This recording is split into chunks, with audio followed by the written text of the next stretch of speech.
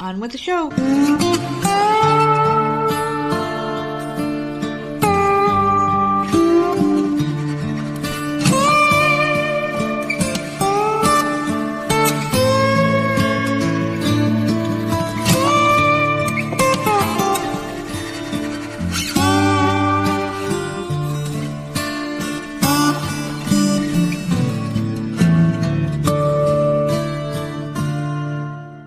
Welcome back to another episode of the Voices of Misery podcast. We're just going to hop right on back into part 2. So without further ado, here we go.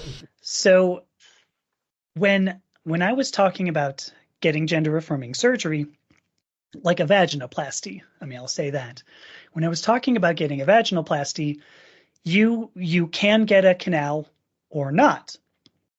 And so I said to my wife, I was like, you know what? I think I want to get a vaginal canal. And she goes, oh yeah? What would you put in it? And I'm caught, I'm stuck for words. I'm like, and a friend of mine said, well, you should have just said like snacks, it was just like another pocket or something, right? Like a pouch. Yeah, right. It's like a fanny pack, only, it's harder to pull stuff out of. Could fit something in there. But I was like, good point. And then she reminds me, it was really hard for us to have children. And it wasn't hard for us to have children because she's not, able to have kids, or I wasn't very virile. It's because neither of us cared for penetrative sex. That's both normal. of us would much, right? I don't even get that. Most people would think, yeah. Yeah, it's so weird for me that people are like, oh yeah, no. Lights off, Saturday night, on the bed, missionary position. I'm like, ew, God, really? Huh, all right. Guess that's how you were raised. But the classics. Always go back to the classics. Right. But she's like, because that was another thought I had. I was like, well, now we will never be able to have penetrative sex again. And she's like, we don't do it now. And I'm like, sure, but now we really can't. And she goes, I know, but we don't do it now. I'm like, but now we can't, but we don't, but we can't, but we don't. Oh, okay. Actually, you know what? I think I'm going to go get the surgery. But then it was the same thing. What are you going to put in it? And I went, yeah, I don't know. So I ended up not getting a procedure that had a canal, and healing has been much faster. Yeah. Because it's a more complicated procedure. They actually puncture the pelvic floor in order to reconstruct a canal, which I didn't want to do because I'm like, I've been a runner. Yeah. I don't want my pelvic floor compromised. So it would be more difficult for me to be a runner. Now, the last time I tried running, I had just started. Well, I don't know exactly what month it is, but I had boobs, enough boobs that I went running and I was like, ooh, this is a little uncomfortable. And I just still haven't bought now I have a sports bra. Now I could probably do it, but I just haven't. So anyway, yeah, sex. Men are less interesting, I think. They're more they're rougher, like I said, and they're generally more demanding and selfish. And I like people who are less so. Men are more about getting to the destination. Women are about enjoying the ride. And never has that been more true than when I started hormone therapy. It was Did you feel yourself change? Like mentally, did you feel yourself change with the hormones? Yes. So originally, the reason why I started writing, and I talked about this a little bit in the beginning. It was about 2 weeks in, I would say, maybe 2 weeks in, to putting on my first estrogen patch. And I switched to injections not that long after. But I put on the first patch and I thought, well, this will be fun, right? Why not? And within about 2 weeks, maybe 3, I noticed a much greater clarity, a much more calm. I felt much more, this will sound so hippy dippy. I felt like more centered. And makes sense. I guess, like, I don't Sure. I mean, I'm going to run with that. So I felt more a part of myself, and for whatever reason. Well, you just let go of a lot of baggage that you were carrying your entire life. So, I mean, it does make sense. Yeah. Oh. Well, right. So my psychologist asked me, she says, well, first of all, do you think this is because of the hormones? And there is no doubt that hormones, sex hormones in particular, affect a lot of biochemistry, neurochemistry, a lot of it. I mean, a tremendous amount. And I mean, you mentioned you might want to talk about sports. And I mean, that's what's at the root of the difference in biochemistry or sex hormones. So yeah, there could have been something biochemical in that, but I think it's what you just said. I mean, I think it was more I had taken a step to realize, who I know I am. So I did have these huge cognitive changes.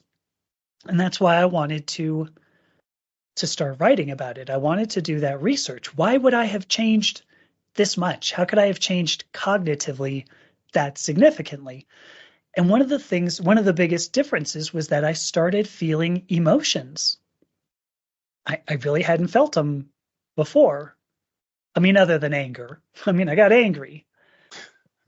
Of course. But I really hadn't experienced any other emotion. And I found myself being able to look at my son and go, oh my gosh, look at this little life we're trying to make into a great contribution to the world, whatever. I started feeling joy and I started feeling, what word do I want to use? Comfort in how I expressed myself sexually. And so that opened up a ton of feelings around just sex and what I wanted to do and how I wanted to feel. So yeah, I mean, hormone therapy changed me psychologically very significantly. I should bring up, by the way, because some of my experiences, there's this maxim in the transgender community, your mileage may vary, which is crazy because I actually saw that originally in the wet shaving community. If you're going to use a double-edged razor, like a straight razor. Oh, okay. What's the best soap for it? Well, your mileage may vary. And I'm like, that's interesting. I'm seeing it here in the transgender community too. But when I first went to my clinic, they wanted to do some tests. How much estrogen do I already have? How much testosterone do I already have? So it's establishing a baseline. How far do they have to come down? And how aggressive of therapy do they have to do in order to achieve feminization? So I forget what the units are exactly. I believe it's picograms per deciliter for anybody who cares out there. But the normal male range is like 150, I think, maybe 200 up to 900. Okay. And in my first blood test, I had about 700. I think it was like 690. So I was at 700. And the clinic goes, wow. I mean, like that would be really good if you were 22. And she says, you must have done this like right in the morning, right? And I said, oh no, it was like 4:30. And she goes, 4:30. Wait a minute. And you were fasting? And I thought she's saying, how would you fast all day? And I go, yeah, well, I mean, used to be I would, fast and I don't know. And she goes, let me make sure I understand. You are 52. You fasted all day, and at 4:30 in the afternoon, you have 700 picograms per deciliter of testosterone in your blood? And I'm like, listen, I don't want to talk about, I want to get rid of that, right? Let's talk about getting rid of that. I don't want to talk about that. Yeah, they're trying to make you not want to change, it sounds like. Right. Like, you know how lucky you are? Right. Oh, no, I've mentioned that to a few people, and they're like, Jesus Christ, really? 700? Yeah. But then I started Go I ahead. do. Well, I do appreciate the fact, and you did mention earlier too, when we went to Thailand, how like they took the money, but they were still trying to almost talk you out of it to make sure you were really sure about it. I appreciate that, and I feel like Hmm. that is something that they should do even more of. And if you're really sure, do it. Like that's the way I feel as a libertarian. I mean, I don't think you Right. should Right. outlaw transitioning, but it should be after a certain age, and you really got to make sure because there's a lot of people out there that are just confused, and some are mentally ill and some There are are. legitimate. So I like the fact that they're doing that. I don't disagree. There are some people who are messed up out there. And again, I want to return to nobody has a monopoly on Yeah, stupidity. yeah. So, there are many messed up people out there. It's not just transgender people. And I will return to WPATH has been studying this for 50 years.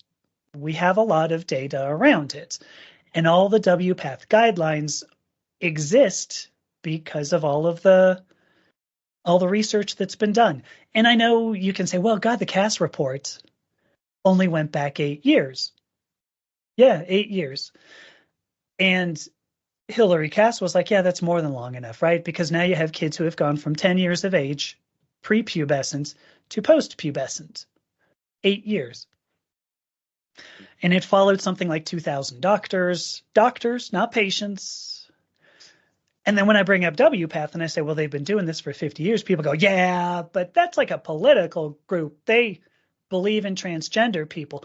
Well, what was Hillary Cass doing? I mean, clearly she didn't because she used an analytical method that didn't discuss like the quality of life of the people before and after gender affirming care, which was the conclusion that they drew, incidentally, that gender affirming care did not improve the quality of life. And as a result, it was inefficacious. And as a result, they need to outlaw it all. But the data from which she drew had to do with whether or not doctors referred their patients to gender clinics. So, yeah, we should totally talk about it. There is a pretty good question that I would ask, though. At what point do I become qualified to make that decision? Hmm. As a patient, I would say, oh boy, I mean, it's tough. I mean, like I've done the thing with suicide. I've had the conversation about suicide where should assisted suicide be legal, and we talked about Mm-hmm. Kevorkian and things like that. And my thing with suicide was maybe give people, and I'm not, in charge of legislature, obviously, but there needs to be some kind of consensus, like 6 months of counseling. If you still feel like you want to do this after 6 months, and we will allow it. Mm-hmm. A conversation like that needs to happen because this is something that's irreversible. You mean I've heard that people just can't have orgasms after a while. I mean, if you get too much stuff done, and there's just so many things that you can't come back from that your body's meant to have done to it, I guess, and once you do something and once you hit that point of no return, I just feel like there needs to be something in place just to give you all the knowledge that you need to make the right informed decision for yourself. And I know that, you doing what you did to yourself doesn't affect me in my life in the slightest, but I do see how some people can kind of butt their nose into something like this, especially when Mm-hmm. it affects on so many different areas. It affects society. Like we're about to get into here in the main event portion of the show. I wanted to talk about the inequalities in sports. I wanted to talk about the bathroom thing where you got men coming into the women's bathrooms and how fucking crazy this all is. Because in my opinion, we should be having a conversation about comic books right now, and the fact that we're talking about Because it's a hard question. I mean, it is. I'd been, when I was making videos on YouTube, because I'm not going to ask you to answer the question. It's a hard question, but I had people on YouTube when I'm making these videos saying I'm going to Thailand. Yeah. I'm doing this. People who are like, you really need to think about this. And I'm like, I'm 53 at the time. I was like, I'm 53. Like, at what point am I allowed to do this? And they go, well, just think about it. Well, think about it until when? Well, think about it until you're sure. I am sure. I was sure 3 decades ago. That's why I looked into transition 2 decades ago. Mhm. I mean, at what point am I qualified to make this decision? If it were up to at least some of the conservatives who are serving the rhetoric, I'm never qualified, because if I think this, I must be crazy. Yeah. And crazy people shouldn't be allowed to make decisions that are going to affect the rest of their lives. So, the first step that we need to take is human identity, is that a pathology? Is gender dysphoria a pathology? Is it the same for me? Is it me wanting boobs? Is it the same as Ron DeSantis's boot lifts? Well, so yeah. Let me take a quick stab at that question here. Now, I was kind of going in that direction before my mind just kind of took me all over the place here. Was if I was in charge of making this final determination here, I feel like people should be able to do whatever the hell they want to do with their bodies. Mm-hmm. It's when it comes to something like this that's irreversible, there just needs to be something put in place where you have to have the person who talked to you and was like, hey, this is great. You've got all this testosterone at this age, at this time of the day. And when he went, and after you paid the $19,000 and you went to talk to the people in Thailand, they were still giving you the option to take your money and run still. There needs to be a period of time where you have to go through some sort of therapy. Like, why do you feel this way? What's going on in your life? They need to figure out the root cause why you feel the way you do. And if at the end of that set time period you still feel the way you do, then they should just say, all right, go ahead and get your surgery. Same thing with the suicide. Like, some people just wake up in the morning and they just feel like they hate life and they want to end it. We can't just let people go kill themselves. I mean, we have to keep people alive as much as possible. Mm-hmm. We can't just say, hey, you want to die, no questions asked, go ahead and do it. There needs to be some sort of an intervention period, and I'm not sure how long that should be. Maybe you know how like alcoholics, they have that intervention where they walk into the room and their whole family's sitting there with their first grade teacher, like, hey, I knew this guy was going to end up to be a loser. Like, no, something like that. There needs to be an intervention done. There needs to be some kind of therapy, like, hey, before you get this surgery, we're not going to do it just because you asked for it. You have to go through X amount of time, 3 months, 6 months, whatever it is. And then at the end, then you get your surgery. I'm thinking that's the answer for that. Yeah. So let me describe WPATH guidelines. Because WPATH, recommendations, not guidelines. WPATH recommendations recommended to me, first of all, that I talk to somebody before I even begin hormone therapy, hormone replacement therapy. So they recommended that I talk to somebody. Now, it turns out I live in a state that has informed consent, which is to say, because I am an adult, I can accept a prescription for anything, so long as I'm informed of the dangers thereof, the contraindications. So WPATH guidelines do recommend that you talk to somebody before you even begin hormone therapy. And there are many like therapists out there who just do gender counseling, like just straightforward gender counseling. So that's a WPATH recommendation. They also recommend that before you even start thinking about surgery, that you spend at least 1 year on hormone therapy, on hormone replacement therapy, 1 year. So you have 1 year. Many surgeons, many places, Thailand was one of them, also required that I had spent a year living as my preferred gender. The US isn't like this, which is kind of interesting. So I had to live as a woman. So they wanted me to complete social transition, essentially, is what they're saying. And in the US anyway, I had to get at least 3 mental health professionals to evaluate me and basically give an okay. This is, I've amethystas of sound, mind, and body, and whatever you say on those things. And if she wants to have gender affirming surgery, I see no reason to stop it. So we're looking at generally on the order of 2 years worth of messing around, with hormone therapy, going through the counseling, getting these letters, and that makes you eligible, for surgery, usually eligible for a consultation. Most surgeons in the US, or at least the 2 I talked to, wanted those letters up front. And so then they would do a consultation, and then you get to schedule it. Many surgeons are scheduling, as much as a year and a half out, 18 months out. So the entire process from beginning to end, could be 4 years before you actually go under the knife. Is that sufficient time?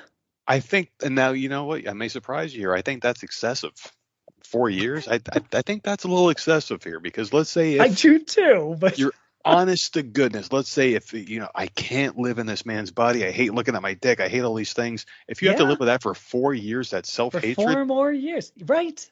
yeah, that could be fatal. No, I'm with you.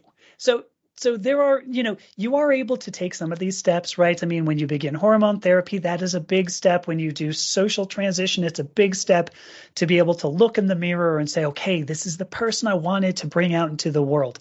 Those are huge steps. And for many people, it's enough. Yeah. I mean, I asked myself several times, even after I'd made appointments in Ohio originally and then Thailand, do I really need to do this?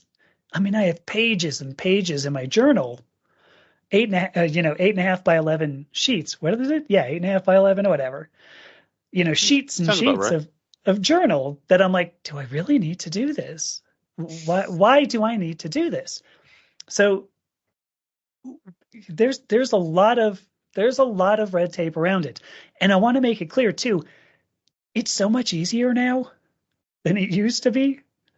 Because when I looked at it in 2001, I had not actually ever had any sort of like real evaluation as far as like psychology goes, psychiatry goes. But I did know that in graduate school, I have struggled with dissociative disorders, dissociation in particular, and other things, depression, anxiety, whatever. But I hadn't actually found any psychologist who would really touch me. I mean, I had one psychiatrist who said to me, I described symptoms that I had, and he goes, wait. Did you say you finished a PhD in chemistry? And I go, yeah. And he goes, I don't really believe you have the symptoms you do. And I go, what the hell do you think I'm doing? And he goes, I don't know. That's why we need to talk much longer. Let me pull out my appointment book so that I can set you up for the next 10 years. And I'm like, my point here is that I actually was discriminated against for being too stable. And so like, how could this person who's got their shit together be so, so whacked up? Exactly. Whacked out, right? Exactly. Thank you for saying it, by the way. No, it's totally true. So in any event, in 2001, it was much harder. It was much more difficult. And I was in Los Angeles. Like, you'd think they would be pretty free and loose and easy. And no, it was very difficult. I would have gone through psychiatrists. I would have gone through, many other layers 20 years ago than I did, today. Well, 2 years ago. But it was amazing.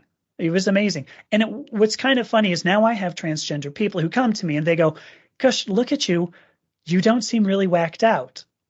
And actually, cisgender people who go, wait a minute, you're transgender and you don't seem really whacked out. And I'm like, I mean, I guess, that I could have gotten an education, that I could have, that I could be eloquent, that I could write, or I could do whatever. Like, people go, oh my God, and you're transgender. How does it happen?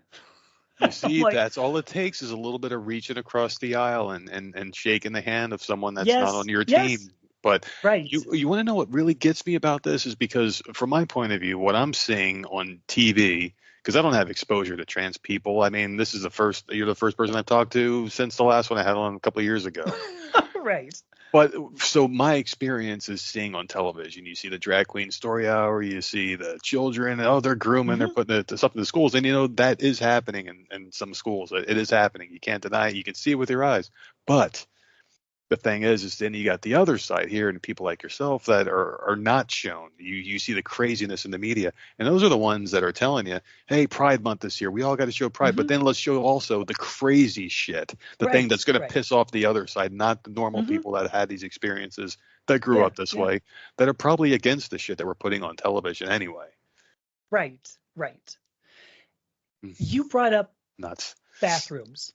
And I think bathrooms are a great way to talk about this, because on my YouTube channel, I got a ton of comments where people said, yeah, you're fucking weird. If I found you in a bathroom, I'd kill you, which I don't know how you actually like put comments like that. with your name on them. I'm like, God, really? Yeah. I mean, what if I just sent this to the cops? Would they, I mean, is that a really valid death threat? I don't know. But they said, okay, don't go into bathrooms because women need safe spaces. Mm. And I'm like, okay. I mean, like, I get that. The argument, and this will go very far afield here, okay? Because I'm going to talk about before gender affirming surgery and after. Because before gender affirming surgery, I'm going to tell you 2 bits about myself, okay? Sure. So I was physically abused by my father, and then I was homosexually raped when I was 12 or 13. I think it was 12. So I understand assault. I understand sexual assault. I understand men taking advantage of other people, because that happened to me. Yeah. And believe me, there was no chance in hell I would perpetuate that. I know the sense of hopelessness and powerlessness that kind of assault, puts into you. I get that. I totally, totally get that. Now, the problem is that you don't know if that person with a penis in the bathroom is me or somebody who would, give sexual assault to somebody, perform sexual assault on somebody in some way. But I think ultimately what we're talking about here is violence in society. Because, I've had people say, well, you're trans, you were born with a penis, and that means you're going to go commit sexual assault in a bathroom. So we need to make sure you can't go into the bathroom. And there was a comedian, I'm sure he will deliver this much better than I will, but it was a great, great point. Because the guy said what that means, that argument means is that conservatives believe that out there somewhere, there's at least one guy who's looking at the women's restroom and going, oh gosh, there's a lot of beautiful women in there. And I would like to go in there, and I would like to abduct, and I would like to assault, and I would like to abuse, and I would like to rape, and maybe even kill one of those women. Yeah, you're right. But the door says women on it, and so I really can't go in. So I guess I'll let it go.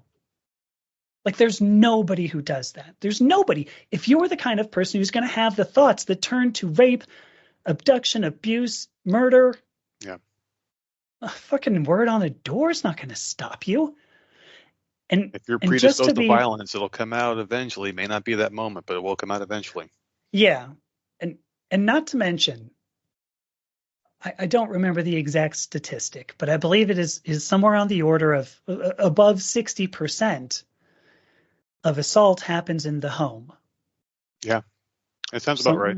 Above 60%. I want to say it was like 60%, 68%, something ludicrous, that it's your family members doing this. That wasn't the way it worked for me. I was in the other 32%.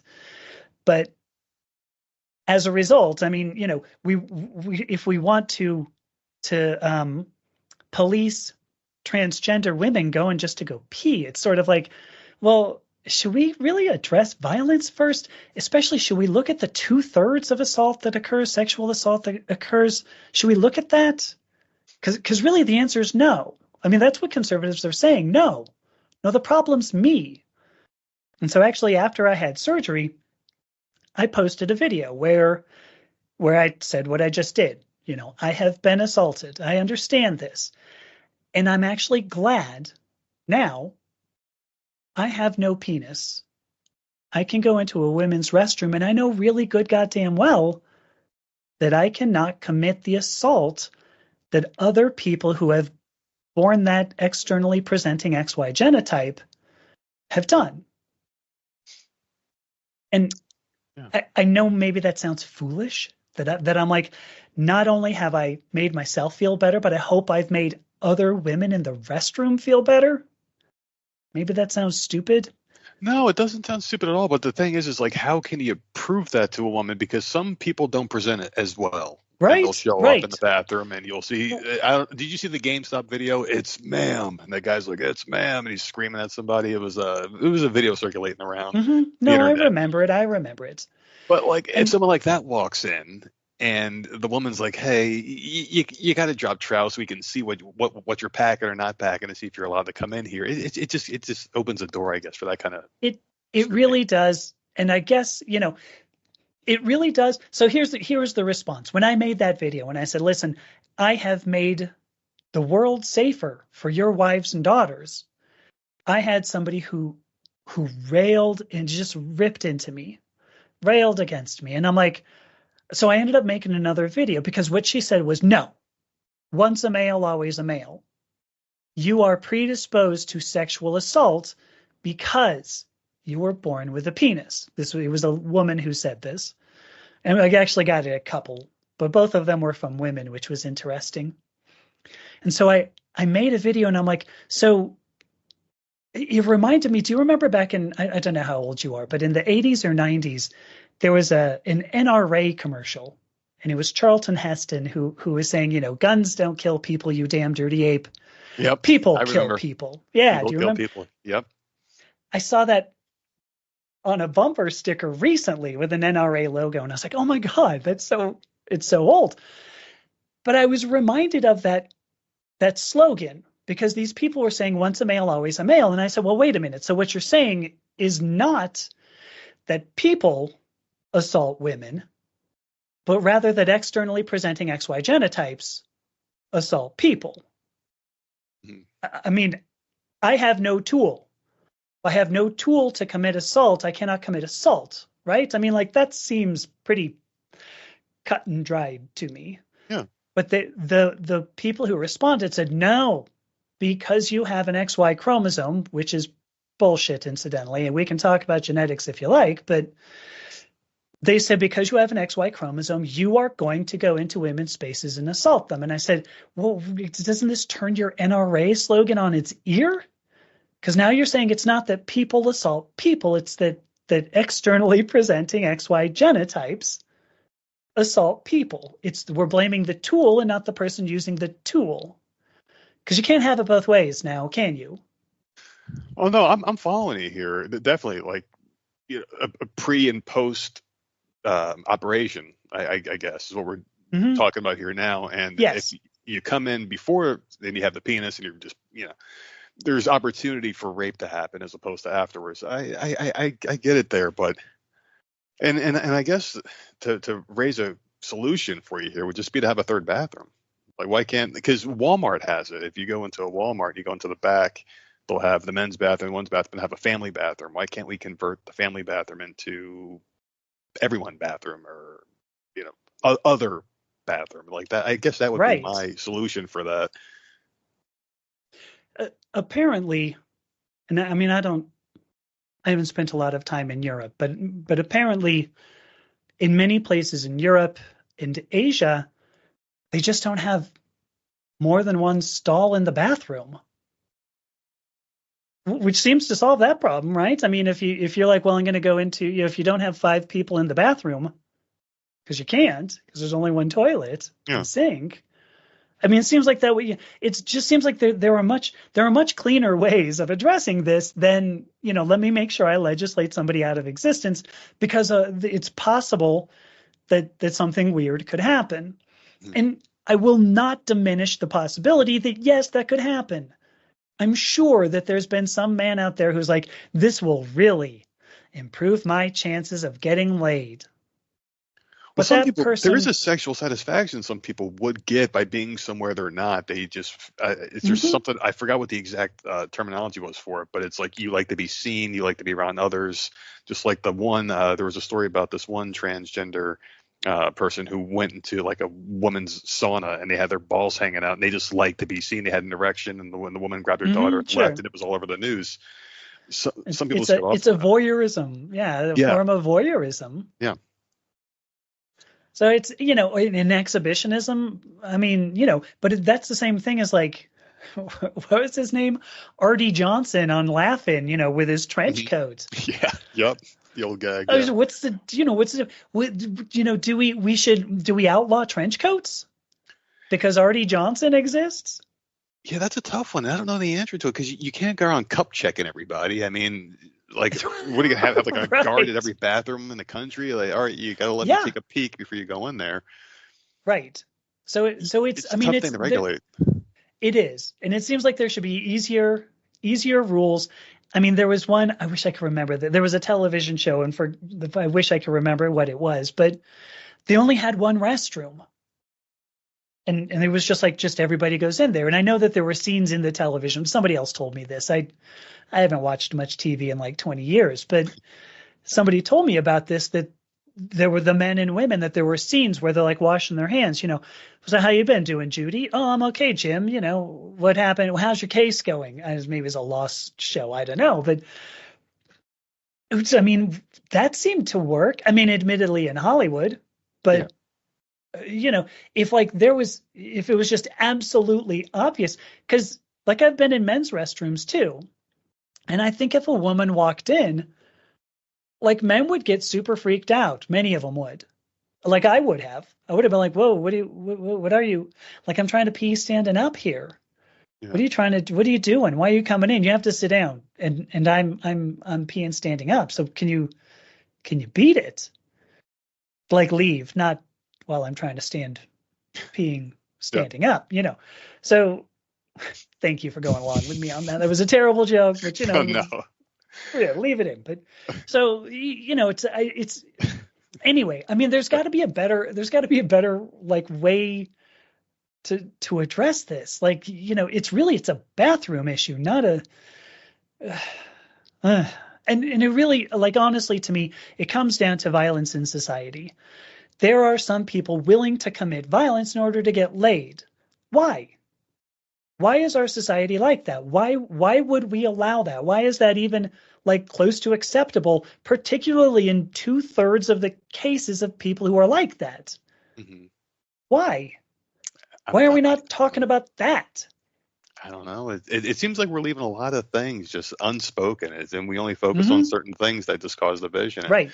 The thing about the bathroom, it's like I don't think we're ever going to come to a conclusion. I think that's inevitable. I think it's just going to be unisex eventually in the future. All the bathrooms are going to be unisex because there's no way you can regulate it. And this movement isn't going away. They've already opened Pandora's box. You're not going to shut the door, and all of a sudden, this LGBT pride stuff it's not going to go away. This is the future. I mean, for what it's worth, though, I mean, I was doing this. I was dressing up 30 years ago. Yeah. I mean, more. I was dressing up as a teenager, and when I was an undergraduate, there was one time I went with a friend of mine who was a woman and her sister to go to the movies, and it was like one of them says, "Oh, your lipstick's a little funky." So I was like, "Okay, oh, what do I do here?" And they're like, "Well, just come into the bathroom. Don't worry about it. Nobody's going to care." Because all I did was go in there and like touch up my lipstick. All done. Yeah. So it's kind of, it's like they didn't care. I mean, as I've been transitioning, I've gone into women's locker rooms and women's bathrooms, and women don't care. Like if I'm not going up and like slapping them on the ass, because I mean, how about if I ask this question? If I were a lesbian just because I were assigned female at birth, does that make me less of a risk? What if I'm a gay man going into a men's restroom or a locker room? Is that less of a risk? I mean, are we talking about I don't furry think things or? Well, the whole thing with like a gay man coming, because I've been in this situation before where like I've been in locker rooms before, and someone who's been rumored to be gay or someone who is gay comes in the bathroom, the guys might leave or they might make comments or say something. Sure. I think they'd be treated the same, in all honesty. If like a trans person, there might be a little bit more vitriol aimed at the trans person only because of the way society is now. It seems like that's the big focus now, so there might be a little bit more. But I have seen like a gay person come in and it's like, oh, fuck this guy, and yeah, I've seen it. It's anything, just anything out of the cis heteronormative narrative will get attacked. Of course. It's just the way that we're predisposed. I don't know that we're predisposed. I think that ended up because, I mean, let's talk a tiny bit about history. Okay. When Alexander of Macedon, Alexander the Great, Oh yeah, yeah. When you put it as Alexander the Great, even this idiot here will understand that. Well, so he went. He's conquering everywhere, right? He was a conquering fool. Goes up to what is now like modern day Israel, and I kind of want to say he went into Jerusalem, if I remember correctly. Yes. I don't know the city, but I think so. Okay. Historical records show the first thing he did was actually go to this group outside of Jerusalem, who was like their healers, their their oracles. But he went to this group outside of Jerusalem, so, just slightly outside, that would give him legitimacy. That would say that you are legitimately king because you've been blessed by the oracles, the healers, the shamans of the tribe there. Yeah. That group of people were sexuality and gender fluid. Historically, humanity has looked at people who are outside the sexuality and gender like binary as powerful and worth revering. It's been very, very recent that honestly, a couple hundred years, and I almost say I would trace it down to when we really started looking at genetics, and we said, well, there's an XY and an XX chromosomes, and those seem absolutely 100% firm, concrete, and stone, which is untrue. I've said that for like the third time, but I think when we did that, we started moving where science was supposed to explain why we are the way we are, and we started caring less about how we are the way we are, like who we are. Like we don't care about who, we started thinking about why we might be that way. And you can see this in the insurance system where, you're not going to go and get like hormone therapy. Your insurance is not going to pay for hormone therapy unless you get a formal diagnosis of gender dysphoria. That is a pathology. So in order for me to like feel better about myself, I have to say to myself, I have a pathology. I'm sick in some way. Yeah. And gender dysphoria, I believe, is, like I said, a universal experience. So I think when we started turning this into, what's genetics got to offer us, that's when things became very binary. Before that, Romans, had I'm not going to be able to remember this. A friend of mine told me this. I think it was a Roman saying, boys for pleasure, men for stimulation, and a melon for pleasure. I think it was. Melon. I gotta look that one up. I've never heard that one before. I wish I could remember. It was boys for sex. I'm for messing it up, but it was like that was totally normal. To be homosexual or bisexual is totally normal because it was just, look, we're gonna have an orgasm, and it'll be great. Let's do it. You're wearing a toga, I'm wearing a dress. What's the diff? So even as recent as like the Wild West days, cowboys would fuck each other too. That was well documented. Right. Gosh, thank you for that. That was. It's just, I'm a big Western fan, and I was doing a lot of deep dive, and I'm like, oh wait, really? The cowboys are all gay? Wow, I didn't know that. I guess that's what they mean going out in the prairie. You're just by yourself with a camp and your horse and another dude. Let her rip. Why not? Right? Yeah. Right. So it didn't. I actually had a conversation with a guy. His doctoral dissertation was about essentially when queer became bad, and he traces it down ultimately to somewhere around like the Victorian era, like a little bit before the Victorian era, when people started moving, when cities started getting bigger. When cities started getting bigger, then you started to see, I'm going to use queer here because it's easier. Because you started seeing queer behavior, and so then the city was like, oh dang, what do we do about this? We better do something, because bathhouses, the Romans brought bathhouses to England, right? To Britain, I guess, at the time. They brought bathhouses to Britain. And the Romans thought there was nothing wrong with everybody just going and taking a bath together, and maybe you might end up, penetrated. but you'll be able to clean up afterward. So, totally fine. But when people started moving in from more rural areas to, people being in a single area, government seem to have started to crack down on it. And there's no really clear reason why. Like, did it have to do with, is it like meat of the cloven hoof that you'll find in Leviticus?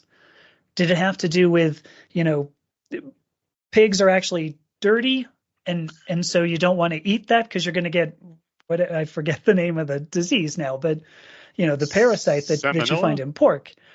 That was in chicken. I want to say strychnine, and that ain't it. But but you know where I'm going.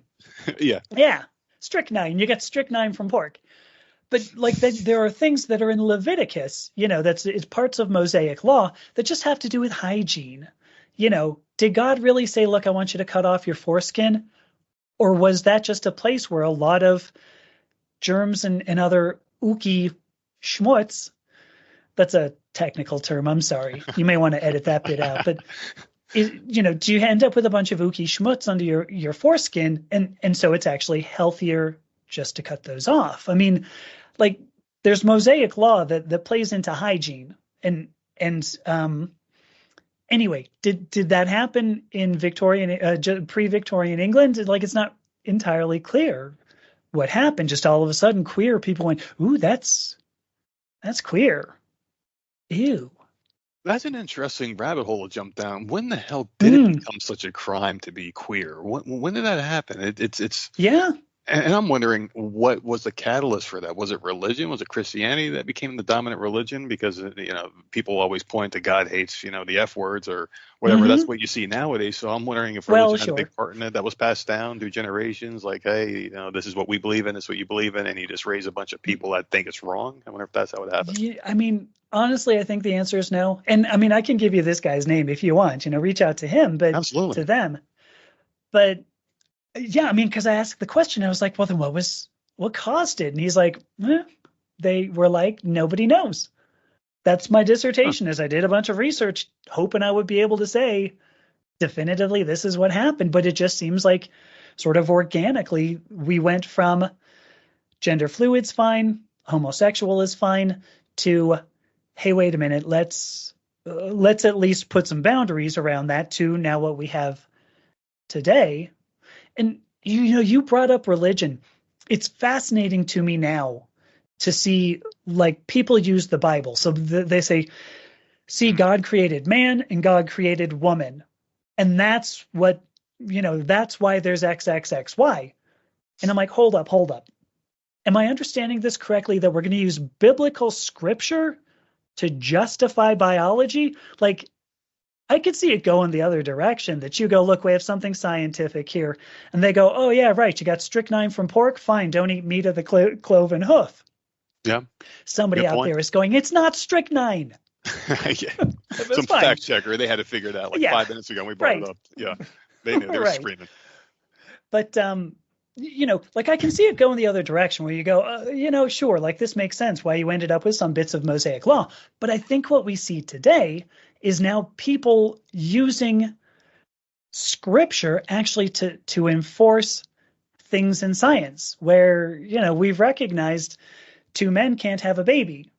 And so they go, well, see, that's why the scripture says this, right? Justifies science. XXXY, it's justifying science. I'm telling you, I think Matthew, Mark, Luke, and John knew all about genetics when they wrote this about 100 years after Jesus was supposed to have been, crucified. Yeah, I think so. It all checks out. Yeah. Oh, it checks out perfectly. And they used very erudite Greek at the same time, right? To write those gospels. Certainly not Aramaic. Certainly not the language fishermen would have used, but erudite Greek. So, I mean, clearly I don't have a religious beef. aspect of it. Oh yeah.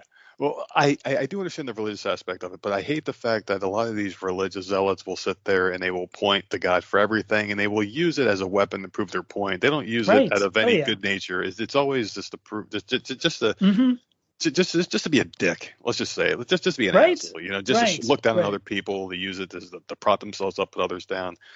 But yes, I'm a moron. I believe in God. I have, deeply religious parents. When they were still alive, they were going to church and all that good stuff. I was never the churchgoer. I was never the Bible thumper, but I do believe in God. And the only thing that I have to say about the whole, religion aspect of it is everything was set up to be so perfect. You've got a man has a penis, has balls, can produce semen. A woman who has a vagina, has ovaries, can receive the semen. Everything gets together, and you have a baby 9 months later, and come out the woman's belly. Right. Sure. That's just a TLDR version of how to make a baby, kids. But but I well, mean, like, well done. everything. Thank you. But everything was so perfectly created by something, no matter if you believe in God or not. Something created everything to work together as perfectly as it did. Mm-hmm. And anything outside of the A plus B equals C, 1 + 1 = 2, is an abnormality. I'm saying the word all wrong. My edibles are kicking in here. No, But I got what you were saying. I mean, I'm guessing that's what they're drawing from here, is that it's not natural. Yes. It's not of nature. It's not right. It's morally wrong. Right. So I have alluded to this several times. Let me finally. So remember again, what I studied originally was genetics, right? Yeah. I'm very fascinated by genetics. So XXXY. I actually did a video about this recently, and I was unfortunate enough to mention Imani Khalif at the beginning of it. Oh, because I thought it was the boxer. Yeah, I thought it would be a great, foil, right? I can say, listen, this is important to know, because it turns out XXXY doesn't necessarily mean what you think it does, because the Y chromosome has essentially one gene on it that's worth a goddamn. All of biochemistry, most of biochemistry, because the X chromosome has some, but most of biochemistry is defined by the allosomes. So that's chromosomes 1 through 22, which are common in the human genome, 1 through 22. That's why when I got estrogen therapy, I grew boobs, because I have those biochemical pathways within me. You do too. If we found somebody assigned female at birth and we gave her testosterone, she will grow more body hair. Yeah. She will start to grow a beard, because we have the same biochemical pathways. The Y chromosome in particular does very little, really essentially one gene. And that gene is called the SRY gene, which is a great name, because it means sex determining region of the Y chromosome. Okay. If there's one thing scientists can't do, it's name shit. Everything. We're really horrible at that. This is never good. Yeah. And naming things. But so the sex determining region. And actually, as it turns out, that's even a misnomer, because what the SRY gene does is it includes its transcription to make a protein, which in fine fashion, biologists named SRY protein. So thanks, all of you people, all of you biologists out there who can't name shit. But that protein there irritates the mother. So the environment of the uterus of the mother, and it's the mother who creates enough testosterone to kickstart development of a testis in an embryo. So the embryo by itself cannot generate testes or a uterus. It cannot. It doesn't define the development. It's the mother that defines the development, and it makes a difference which hormone is in greater concentration in the uterine environment. So the point being here is that we've seen the SRY gene actually translocate. We've seen it translocate to the X chromosome. We've seen it translocate to the allosomes 1 through 22. So you can have XX genotype humans, organisms, that did have an SRY gene, that did create SRY protein, that did stimulate the mother to make testosterone to generate, male reproductive parts. It's also possible for the SRY gene to be defective in a certain way, and it doesn't make enough SRY protein. There's also the possibility the mother is not sensitive to the SRY protein. It could be that the embryo is not very sensitive to testosterone. And so you can have XY genotype individuals who, who develop female reproductive parts. Earlier on in the show, I brought up that I had a huge amount of testosterone. But if you were to look at me today, like you would go, yeah, wait, how are you 5'9"? Like, how can you not grow a beard? Why don't you have a lot of body hair? How come you couldn't grow a lot of muscles? Because believe me, I tried. I wanted to fulfill these social expectations, but I couldn't. I was about to say I'm sorry, but I'm not. I'm struggling with that as well. Okay. My clinic ended up coming to the point because I actually responded to estrogen phenomenally well. Like within 2 weeks, I started breast bud development. And I sent an email. I'm like, listen, I said I wanted irreversible because when I started this, I wasn't sure I wanted to do it. I wanted it to be reversible. And 2 weeks in, I'm like, hey, I'm feeling itchy nipples. Is this normal? And they're like, no.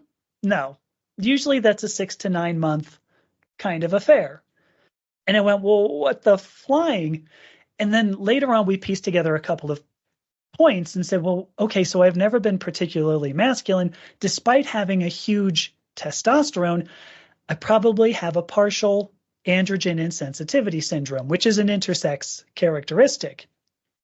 Okay. But so the thing is that genetics, as I'm fond of saying, genetics is messy. We can make definitions all goddamn day long that this group of individuals that creates sperm are male, this group that creates ova are female. We can make definitions all day long. Yeah. But at the individual level, genetics is weird and depends on environment and depends on a lot of things. And I know we have said, I mean, in 1998, 2001, I don't remember exactly, the Human Genome Project said we have absolutely mapped out the human genome. We know now. And you go, wow, how many genes are in the genome? And they go, we don't really know. And that's a hard question because it might be 30,000, it might be 20,000. And we go, okay, 20,000, okay. And that's 100% of all the DNA that's in our body. And they go, oh, I mean, okay, so not 100%. Okay, how much? Maybe 10%. What's the rest of it? They go, we don't really know. I mean, there's a lot, if you look up epigenetics is another big thing too. It's environmental regulation of genes, gene expression. I'll just leave it at that. It's expression that might occur because it's really hot, or it might occur because it's really cold, might occur because you're tired, might occur because you haven't eaten all day. Our genetics are very, very complicated and they're very interrelated. And for the most part, we just don't know. Most of it we don't know. And we kind of make up. We kind of go, I don't know. Person came out, has a penis, must be male. But there are plenty of people who come out with penises who might also have ovaries. And if you can make both, what are you? And I brought up the idea that you have to be able to produce. Yeah, maybe. How about this then? Yeah. When you were born, had you reached sexual maturity? Shit, geez. No, have you reached any kind of psychological maturity by this point? I think that's No, I mean, it's part of the definition of being a mammal. Yeah. Is that we're born and we go through a prepubescent period. Maturing process. So, what's that? Like a maturing process. You have to grow, mature. Yes. Yeah. Right. It's part of being a mammal. So, if you were born and you weren't making any gametes, what are you? Are you strictly male? Because technically you're not. Because you weren't producing any gametes. And if a gamete is what defines the group into which you're placed as a species level abstraction, what are we? Sex doesn't apply very well at the individual level, especially when you start looking at genetics. That Imane Khalif might have an XY genotype doesn't necessarily mean she doesn't have female reproductive parts, because both can be true. It could also be true that she absolutely has an XXY genotype, but she took testosterone. That's absolutely possible too, because that would masculinize her just like estrogen has feminized me. So I will answer your question. Oh, go ahead. Sorry. Well, the thing about the boxer was like there was a lot of information that came out about the boxer before and after the first fight where the girl got punched in the face. I think like 40 seconds into the match, and she walked away and gave up. I guess the Caliph was disqualified from a previous tournament because they were considered to be male, and then they were just allowed to go in the Olympics, and then they won, and people were pissed about that because that fact came out that they were disqualified. So that's where the confusion lie, and that there's no standardized rule, and everyone's just kind of making things up as they go along is, I guess, what it feels like, and that's causing a lot of confusion and anger too, because no one knew how to react to this. Oh, absolutely. So I want to go on record first before I say word one. I don't know Imane Khalif. I don't know. I'm not invested in boxing. I'm going to tell what I know I have read, because there's no further information aside from what I'm getting out of the media. So am I right? Am I wrong? I don't know. The International Boxing Association, the IBA, at some point, Imane went through, it was in some tournament, this is my understanding, was in some tournament, beat the bejesus out of somebody Russian. And all of a sudden, 4 days after the bout, is that what that's called? I don't know, boxing. Bout, fight. After the fight. Sure. So 4 days after the fight, an independent lab said, well, we just found that she had an XY genotype. Well, I'm going to take that back. We found out she has a DSD. So that's for the life of me, I can't remember what that means off the top of my head. I blanked on it right as I got there. But it's implying probably an intersex characteristic, which like I said, I also express. And as a super quick aside, just to throw this out here, there are over 1,200 identified intersex characteristics. Most of these go undetected because you only care about them if you do something like, I don't know, take feminization hormone therapy, or if you have some endocrine dysfunction. So for the most part, we don't ever even notice intersex characteristics. It's guessed that possibly as many as 1 in 20 babies are born every day with at least one intersex characteristic. And that's because genetics is messy. Well, sex can be messy too, but that's that's the truth. Yeah, I mean, not what I was talking about. Oh, darn! I have a really dirty mind. I should have told you that beforehand. Yeah, well, that fell out of my mouth, and I was like, that's part of how sex can be messy too. Which, oof. All right, that one comes out or no? That stays in. Everything's staying. All right, that's fine. So, in any event, the point was going to be that genetics is messy, and so Imane Khalif was. They said she had a DSD, so it's like a divergent. I need to look it up. Thank you. Differences in sex development. So it's an intersex characteristic. It's a nicer way of saying intersex characteristic. Yeah, and that may be true. It turns out that this independent lab refuses to release the results of their tests, and love or hate Imane Khalif, love or hate boxing, love or hate me, I don't even care. I'm a scientist. Peer-reviewed journals is how I make, a living. Well, not really, because it's not like I'm writing stuff for peer-reviewed journals. But when I was in academia, that's what you do. You write articles and you submit them so your peers can look at it and say, look at that. In fact, that's part of, the idea of scientific facts being a social construct. Because if you have your peers just go, I don't really like your research, well, that's fine. We just don't publish it. Yeah.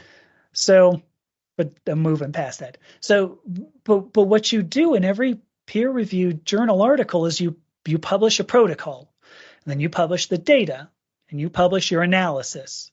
So that's typical scientific, scientific method right there. If you're going to do something, you have to be able to prove reproducible results. And I mean, now there's even a journal dedicated to that, the Journal of Irreproducible Results, which is a crack up, by the way. But is that the literal name? yes, the Journal of Irreproducible Results. Yeah. That's a hell of a mouthful right there.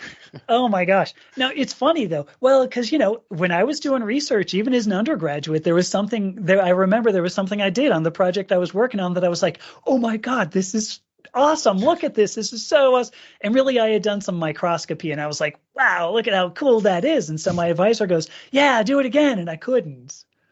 And I was like, shit, what do we do? And he goes, I don't know. If we don't pull anything out of this project, we can publish the image, the microscope image in the Journal of Irreproducible Results, so. But what you do anyway, science is based on being able to reproduce results. And at this point, what we have is a lab that said, you can totally believe us, dude. And I go, well, I'm a scientist. You don't, science is not whether or not, you did an analysis, but whether I can do the same analysis. And they don't, at this point, they don't release those. Why? I don't know. I mean, I believe there are some political reasons, but I don't know why. And so we are going to be stuck really in a dead zone. Should Imani Khalif have been at the Olympics? According to the IOC, yeah, because they checked her passport. Okay. Now, and her passport said F on it. So done. Yeah, now this is where it gets crazier, because you're going to have that argument, then you're going to have other people's argument where it's basically like, yeah, well, that's obviously a guy because of the chromosome issue. So how do you make everyone happy? How do you appease everybody and make everyone feel like they're heard and seen? Because, I mean, you got to think about the physical advantages that men do have over women. Oh, sure. Sure. Wait, hey, I want, actually, if you don't mind, I'm going to stop you there. Sure. Because is it that men have over women? Because I never grew big muscles. You were saying you didn't grow big muscles either. Presumably that's because we didn't utilize testosterone as well as some other men. I was lazy. But there are also, what's that? I was just flat out lazy. I didn't lift weights. That's fair. I mean, that's fair too. I'll take that. But it really, biochemistry is really driven by hormonal balance. And if Imani Khalif, let's say, has a whole ton of testosterone, is capable of producing a whole ton of testosterone, because women's bodies do, because if they didn't, we wouldn't have any male babies. If she's capable of producing a lot of testosterone, she could have biochemical pathways that are different from somebody else who was assigned female at birth, but just generated different hormonal balance. And I bring this up because I want to say, in 2002, all right, 2000, I'm going way the hell back, but in 2002, I ran the Los Angeles Marathon. Yep. And I came in, do you know what place I came in? Out of how many? 35,000. Out of 35,000, I'll put you right 16,000. Oh gosh. Well, you did me right. No, I came in about 19,000th place, something like that, about 19,000th place. Out of 35,000, I did better than some, right? Absolutely. But I will I will guarantee you that of all those people who finished after me, they were not all women. Mm-hmm. Like, I absolutely was passed by women. I absolutely did not do as well as every woman, because there were women who have biochemistry better at running than mine. And that's fine. I mean, it happens. It's biochemistry. Genetics is messy.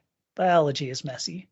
Yeah. So your question, and I don't know that you really, if this is hypothetical or if you want my opinion, right now in boxing, even if you just look within one sex, if you have male boxing here, they also do like weights. There's some way of putting this, and I don't know what it is, but you don't put Mike Tyson in with Glass Joe from Punch Out. That says, right. Mm-hmm. Great reference. So right. So in any event, like they already do competition by capability. Mm-hmm. And like, I suck as a runner. relative to some other women that like me, I was saying I did radio communications at marathons, right? Yeah. I have seen women who just beat the crap out of me as a runner. I'm but I'm not a good runner. They are. If I were going to compete in a race, I don't want to run against them. And it's not because I was assigned male at birth and she was assigned female at birth. It's because she will just beat the pants off of me, and I'd like at least a fighting chance at winning a race. And if you look at running, typically you have, the first male runner, the first female runner, and then you have by age, and then sometimes you'll have by capability, like if you have some disabled people, if you have several blind people, they break it down by capability as well as sex. Yeah.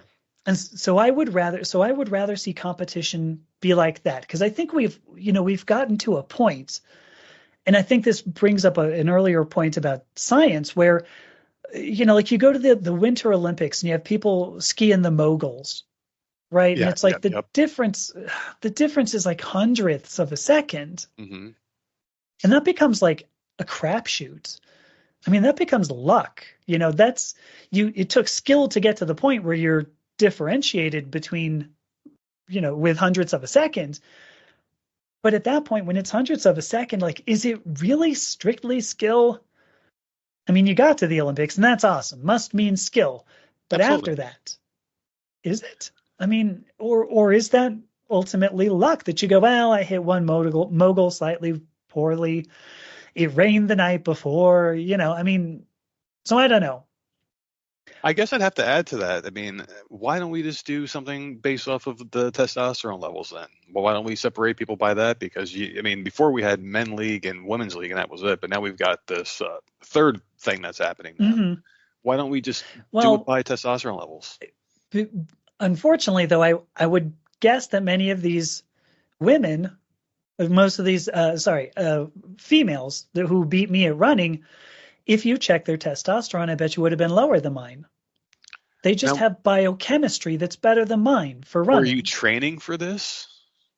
For the LA marathon? Yeah, you don't run a marathon without training, brother. I mean, that's unless you really want to hurt. But I've never done it. But I mean, my sample size, or my test here rather, would be if you take a man and women who have the exact same amount of training in one specified sport. Obviously, in running, the woman could beat the men because that's more of an endurance thing. And I mean, I don't know too much about that. I was more of a physical sport guy, and I know that no woman is going to tackle me in football. No woman's going to knock me out in boxing if we're both boxing, because that's a physical thing. Sure. Maybe in sports like that, we say, all right, let's do testosterone or keep everybody separated or create the third league, because you can't have a guy who just turned into a woman knocking out a woman or punching or beating. And I know the Imani Khalif thing's a little bit different here, because I'm not sure. I think they came out that Khalif could actually have a baby, could hold and carry a baby naturally, right? I'm not sure. I think I might have read that somewhere. And to me, that's my definition of a woman. Okay. So obviously I would say that Imani Khalif is a woman who just has that outlier, the extra, but that's what should have came out beforehand, before people got out of control and took the story and ran with it. Right. But I mean, like J.K. Rowling, Elon Musk. I mean, people who have actually some sort of a platform. Everybody. But this is why they're now named in a lawsuit, right? So yeah, they're suing everybody. So good. I mean, good for them. I mean, if you have a good cause for a lawsuit, it seems like they do, then go for it, But the fact that I was saying about the physical aspect of it, though, I mean, in something like swimming, I know that what was the William? What was his name? Leah Thomas. That one. Mm-hmm. That's a weird one there, because I mean, they still have their genitalia. So where do you put someone like that who hasn't fully committed? Because if you fully commit, then I guess you're welcome to come into the bathrooms and things like that. But we already covered that part. If you fully commit, you can come in. If not, then you stay the hell out. But what about in sports? How would you handle that situation? How do you determine when someone can actually compete with cisgender women if you're a trans woman? Or do you use just a third league? Like, that's where it gets really weird. And I'm very curious about your answer to that. I mean, honestly, I would just say single league. Period. Single league. Because I want to. Because you said there's no woman who's going to tackle you in football, no woman who's going to beat you as in boxing. Yeah. But I will guarantee it. Imane Khalif would beat the shit out of me. Like if I got into a boxing ring with her, I mean, my whole life I've been, not at all masculine, and I think Imane Khalif could beat the shit. I'm not asking her to. Like you understand. If you're listening, Imane, don't like go, hey, that was an invitation. But so I mean, absolutely, I could be tackled in football. I'm 5'9". I'm not big. I've never been heavy. I'm a small person, and I don't have a lot of strength. And I think Imane Khalif could beat me up. And I think there would be football leagues in which I would absolutely be torn up if I went into a men's, even when I was presenting as a man, say pre-transition, I would still be torn up. It just wouldn't work out. What was I going to say about that? Damn. There was one more point. Too. I mean, like I know, like we always had the kid on the football team that would just kind of ride the bench the whole time, who probably wouldn't do very well outside of it. So I do see that point of it all. But if you're an athletic male against an athletic woman of the same exact experience level, that woman's never beat you. That's just the way it is. You don't see it. And one other thing, I just want to get this out before I forget. I wanted to bring it up earlier, but you only see it in one direction normally. You only see the men that transition into women jumping into women's sports, but you never ever see a woman transitioning into a man and dominating men's sports. And I want to get your opinion on why that is. I think it's because most men's sports, like I think if you were to get, I'm going to throw this out here and you're going to go, I don't know if that's a man's sport, but figure skating, like ice skating, ice dancing. Let me say in particular, ice dancing. Yeah. Some of the, go ahead. What were you going to say? Well, I do know there were a couple of guys that did it. Johnny Weir's one of them, right? There was another guy way back when. I mean, I'm 42, so I forgot what his name was, but he was with Christy Yamaguchi and those guys back in the 90s. So I can think of a couple. Sure. I don't know if I'd say it's a man's sport, but it's definitely a sport. But the point is that like some of that is grace. Some of it is athletic prowess. Now it's turned, for what it's worth, now in 2024, a lot of it is athletic prowess, is part of why I'm going to end up embarrassing myself here, but it was part of why Tanya Harding was such an amazing ice skater, because she was the first person to pull off a triple axel. First female to pull off a triple axel. Yep. And now nobody gives a fuck anymore because they're like, what? Oh, yeah, but she was like barely off the ice. And, I would look at like Tara Lipinski and go, what the hell? But that sucks. What is she? How did she get a gold medal? And Tanya Harding, broken shoelace and all that. And then you've got, the other person. Why? Anyway, moving on. Nancy Kerrigan. Yep. Did I tell you I was never a very masculine man? I don't know if that just proved my fucking point or what, but. I knew a couple of their names. Now I feel okay, good. There you go. Good. So the point I was going toward is just like a lot of ice dancing has to do with grace, and it's hard for men sometimes, some men, to do the grace, to do the flowing movements, many things like that. I think if you had a woman who transitioned and went into, say, men's ice dancing, I think people would go, ooh, wait. But we really, like, nobody watches men's ice dancing like I did. I didn't watch men's ice dancing because I didn't give a crap. Yeah. But, there are sports that men will take part in that nobody cares. And I think if a woman went in, could dominate it, but nobody would care. It wouldn't be, when you have something like boxing, it's really obvious. When you have something like football, it's very obvious. And I think ultimately it becomes, forgive me for going this direction, but I think it becomes the patriarchy as applied to sporting events. We care about men's sports. Go ask some WNBA player. Yeah. We care about men's sports. Even women don't watch WNBA, and that's a problem. Women don't support other women's shit. It's just the way it is. Yeah. But it's boring, right? You want to see, like, you want to see Michael Jordan with his fade, and then Pippen, grabs it, and you want to see that. You don't want to see, you want to see Pippen, Rodman, and Jordan. You don't want to watch WNBA. It's just not as fun. Well, to change the outfits a little bit, make them a little bit skimpier, because men will watch the hell out of women's volleyball. We will watch the hell out of that. Yes, that's true. That's a good point. Team Brazil every year on TV. Whatever the hell they're doing, I'm watching. Oh my, yeah, I don't care where they're going, what they're doing. I will watch that. No, okay, well, good point. Your point has been well taken. All right. Amethysta, we have gone 3.5 hours here on this podcast, and it has been a blast. I do want to ask, because we've covered pretty much everything. We've naturally segued. It's been a great conversation from one thing to the next without even having to say, hey, let's hit this part next. We were just naturally going through it. Good. This has been a great conversation. Thank you. That was my closer, actually, was about the sports thing. But since we covered it naturally, I'm going to throw a bonus one at you here before we get out of here. Okay.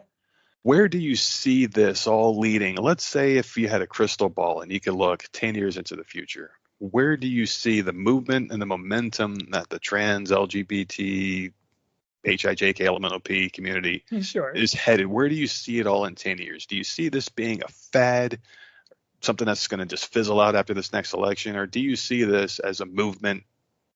Go. What do you think? I think as it stands, when you use the word movement, it implies to me that there's a purpose and like a result.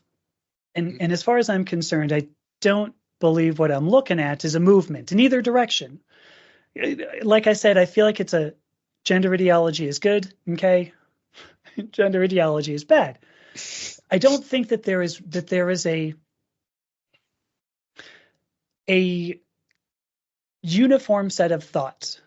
So some of the things that I brought up, the idea that gender dysphoria is a universal human experience, some of the most vociferous opposition I've gotten to that idea is from transgender people, because they don't want to be normal.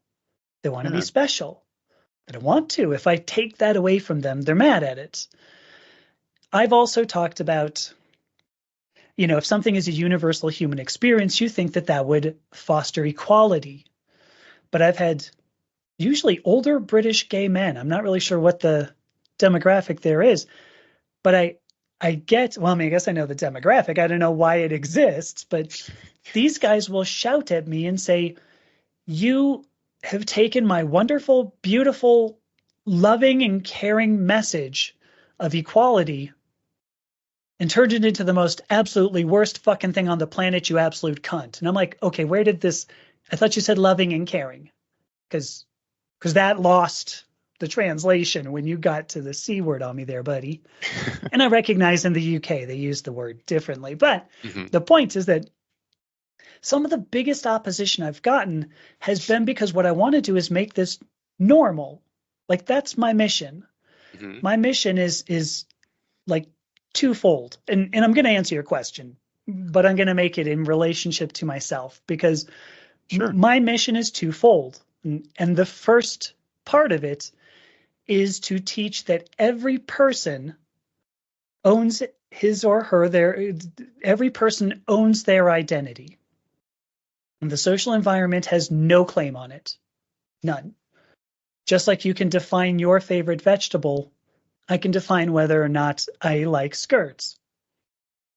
The other half of it is that each of us as human beings, our greatest moral obligation is to discover that identity and to manifest it in our lives as best as we can. That, of course, would imply, individual rights to everybody. You can't abrogate somebody else's individual rights, etc. But I believe if you say, I have a moral obligation to discover who I am and to manifest that, I think that actually falls out of it. I think what I just described there is an implementation, a formalization of the rights to life, liberty, and the pursuit of happiness. And I believe very strongly in that statement that humans are endowed by endowed by the universe, let me say, with certain inalienable rights, the rights to life, liberty, and the pursuit of happiness. And I understand the way it was written, the way it was implemented was not right, but we can improve on that. And so what I work on now, the reason why I'm talking to you now is because that's my mission, because I want to teach that. I don't want people to think my community is weird. I don't want people to think my community is composed of only people who are screechy. And if I have anything to say about it, and hopefully me being on your podcast right now is going to help, but if I have anything to say about it, then in 10 years where we're going to be is accepting those two foundational philosophical tenets that I just threw out there, that identity is a human experience. So that's what I'm working toward. In 10 years, I'm going to hope that's where we are, and I'm going to put as much effort as I can into it to ensure that it happens. Beautifully said. And I'll tell you what I think just real quick, because I think this whole movement, I think everything is, because I do believe it is a movement.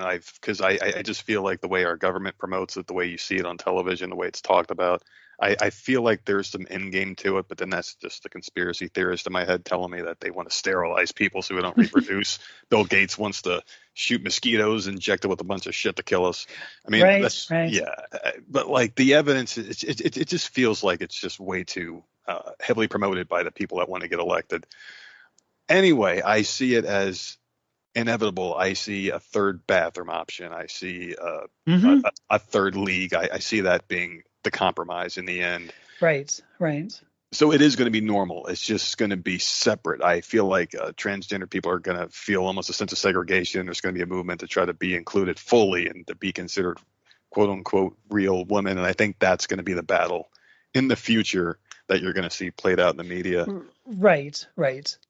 What I alluded to an article that I wrote where I said I hate the words both transgender and cisgender because it implies from the outset that there should be a relationship between a species level abstraction and an individual level implementation. Mm-hmm. That there should be, a connection between sex and gender. The word is technically just gender, that each of us have some sort of an implementation and expression of our gender. And what I hope happens is that we end up being able to move beyond this idea, not even necessarily that there's a binary, although that's part of it, but the idea that everybody has a little bit of masculine and a little bit of feminine within them. I had one person actually who left a comment and said, well, hey, I like watching The Bold and the Beautiful. Does that make me female?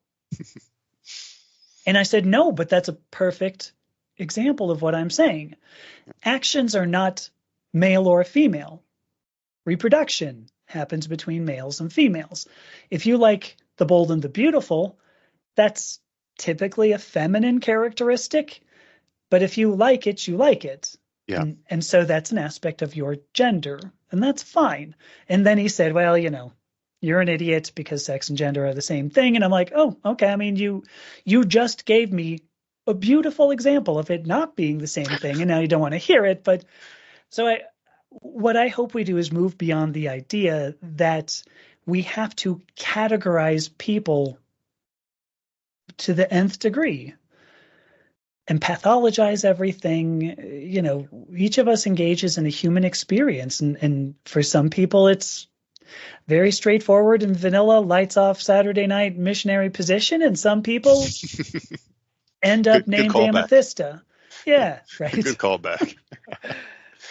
So, I love to get past it. So I love it.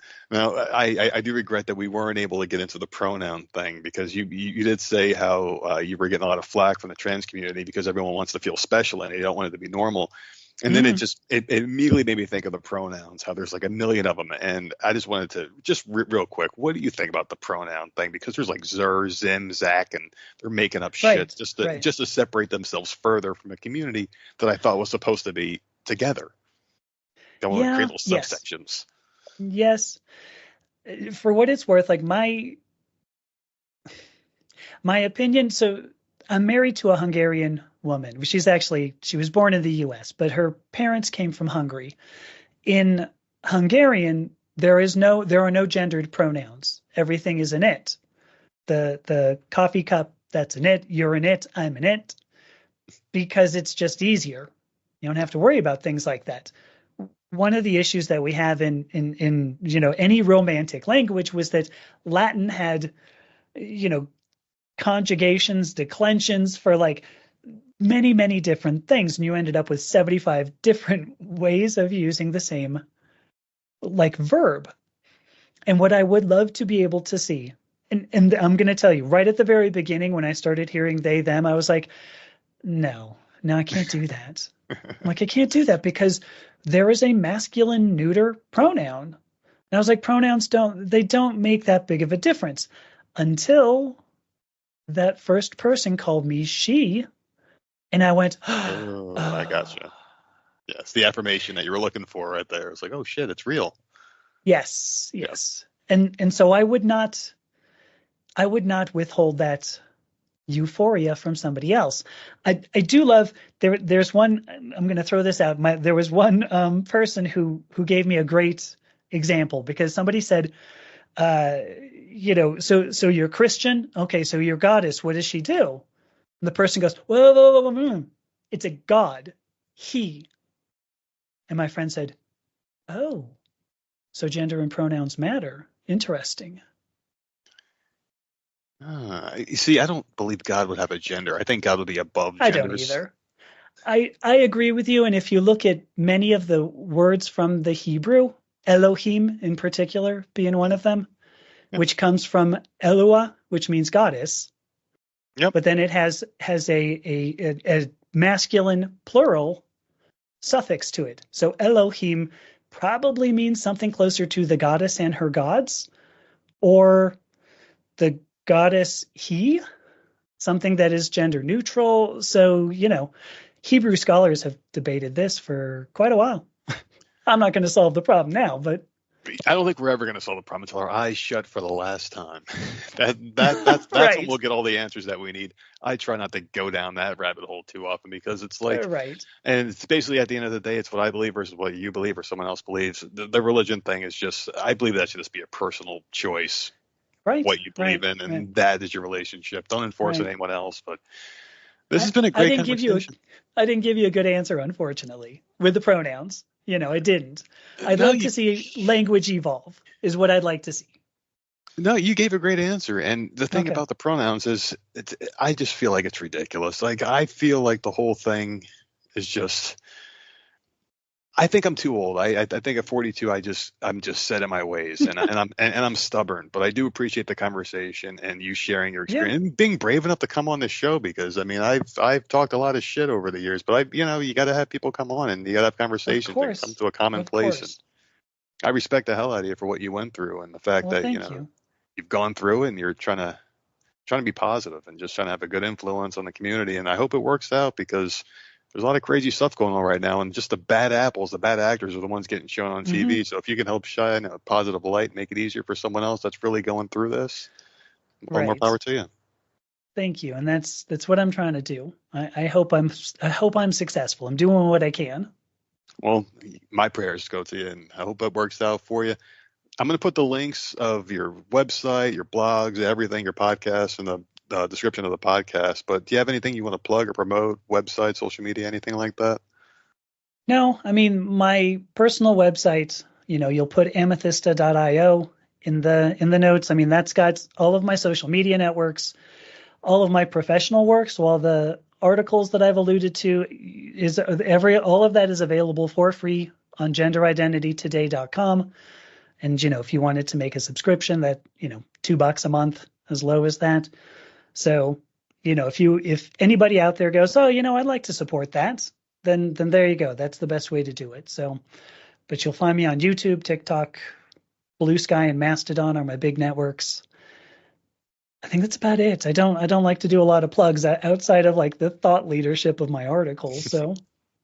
Not a problem at all. And the links are going to be at the bottom of the description. So let's go ahead and click on the links. It'll bring you to all Amethysta properties. And works and everything like that. You get to hear words from a great person like I did today. And boy, I learned a lot. So thank you for coming on the Voices of Misery podcast. And please stay in touch. I want to hear about your journey.